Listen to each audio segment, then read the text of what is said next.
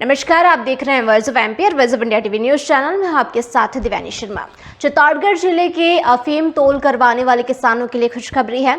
उनकी उपज के पेमेंट के लिए जहां उन्हें कुछ महीनों का इंतजार करना पड़ता था, वहीं अब उनका यह इंतजार खत्म हो जाएगा। किसानों की उपज अब अगले दिन ही नीमच फैक्ट्री भेजी जाएगी और एनालिसिस के 2 दिन बाद ही किसानों को पूरा पेमेंट दे दिया जाएगा। ऐसा पहली बार होने जा रहा है कि चित्तौड़गढ़ के पहले दूसरे डिवीजन और भीलवाड़ा जिले की अफीम और डोडा चूरा गाजीपुर नहीं बल्कि नीमच फैक्ट्री भेजी जा रही है, जबकि चित्तौड़गढ़ के तीसरे डिवीजन के किसानों की उपज हमेशा से ही नीमच फैक्ट्री जाती थी। विभाग के अधिकारियों का मानना है कि ऐसा करने से समय भी बचेगा और ट्रेन की बुकिंग में दिए जाने वाले खर्चों से भी बचा जा सकता है। नारकोटिक्स विभाग में आज से अफीम तोल का काम शुरू हो चुका है। हर दिन तुली जाने वाली अफीम को चित्तौड़गढ़ में बनाए गए सेंट्रल गोदाम में रखा जाता था।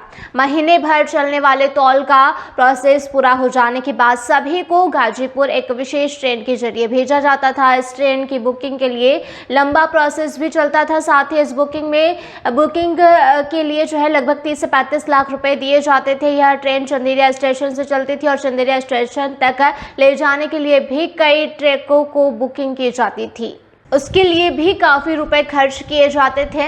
इस ट्रेन में चित्तौड़गढ़ के पहले दूसरे डिवीजन के साथ भीलवाड़ा जिले की अफीम और डोडा चूरा लेकर जाता था। विभाग ने पहल करते हुए होने वाले समय की बर्बादी और रुपयों का अतिरिक्त खर्च को कम करने के लिए अफीम को गाजीपुर न ले जाने का फैसला किया है। अब यह अफीम मध्य प्रदेश के नीमच जिले में बने केंद्रीय गोदाम तक पहुंच जाएंगे। बता दें कि चित्तौड़गढ़ के तीसरे डिवीजन के अफीम सालों से नीमच जिले में ही जाया करती है। अब वहां सुविधा बढ़ा देने के कारण चित्तौड़गढ़ और भीलवाड़ा जिले की अफीम को भी नीमच ही भेजा जाएगा। नीमच से फिर यह अफीम एक साथ गाजीपुर भेजी जाएगी। गाजीपुर फैक्ट्री में जितने भी अफीम की रिक्वायरमेंट होगी उसके हिसाब से ही वहां अफीम भेजी जाएगी। सहायक नारकोटिक्स आयुक्त कोटा JS राजपुरोहित ने बताया है कि इस बार एक और बदलाव किया जा रहा है। सरकार द्वारा किसानों से अफीम कलेक्ट करने के बाद उन्हें तुरंत 90% पेमेंट दिया जाता था और फिर फैक्ट्री में परीक्षण के बाद 10% पेमेंट दिया जाता था। 10% पेमेंट आने में कई महीनों का इंतजार भी हो जाता था। इस बीच अगर चित्तौड़गढ़ में अफीम परीक्षण में किसी को उच्च कैटेगरी सेंट्रल गवर्नमेंट द्वारा बनाई गई पॉलिसी के अनुसार किसानों की अफीम की गुणवत्ता चेक की जाती है और उन्हें क्लास में बांटा जाता है मिलती थी और फैक्ट्री में जाने के बाद परीक्षण के बाद अफीम की कैटेगरी डाउन होती थी तो किसानों द्वारा अधिकारियों पर आरोप लगाया जाता था। रिकवरी का भी झंझट रहता था, लेकिन इस बार ऐसा नहीं होगा। कलेक्ट किए गए अफीम को नीमच फैक्ट्री अगले दिन ही भेज दिया जाएगा। वहां सेंट्रल गोदाम में अफीम का एनालिसिस किया जाएगा और 2 दिन में ही इसका रिजल्ट भी आ जाएगा। एनालिसिस के रिजल्ट आते ही किसानों को उनके फुल पेमेंट दे दिए जाएंगे। इससे विभाग पर हमेशा की तरह आरोप भी नहीं लगेंगे और किसानों को भी अपने पेमेंट का लंबा इंतजार नहीं करना पड़ेगा। बाकी CPS पद्धति के लिए जाने वाले डोडो का हाथों हाथ पेमेंट किया जाएगा, क्योंकि इसमें मिलावट करने का कोई चांस नहीं होता। किसानों से उनके पूरे डोडे लिए जाते हैं। CPS पद्धति के डोडो की फिक्स रेट होती है। किसानों को 200 रुपए किलो के हिसाब से पेमेंट किया जाता है, जबकि अफीम को उनके क्लास के हिसाब से 2000 से लेकर 2400 रुपए प्रति किलो की बीच पेमेंट किया जाता है। उन्होंने बताया कि इस बार लाइसेंस देते समय 4.2 पर हेक्टेयर काम मार्फिन रखा गया है। इस साल की पॉलिसी के अनुसार पिछले साल जिन्होंने 90% से ज्यादा डोडे दिए थे उन्हें इस बार गम पद्धति के पट्टों के लिए लाइसेंस दिया गया था। इस बार किसानों में होड़ रहेगी। उन्हें इस बात की उम्मीद रहेगी कि इस साल में अगर 90% से ज़्यादा डोडे दिए जाएंगे तो अगले साल गम पद्धति के लाइसेंस मिलने का चांस रहेगा। हालांकि यह अगले साल की पॉलिसी पर डिपेंड करता है। इस बारे में तो दावे के साथ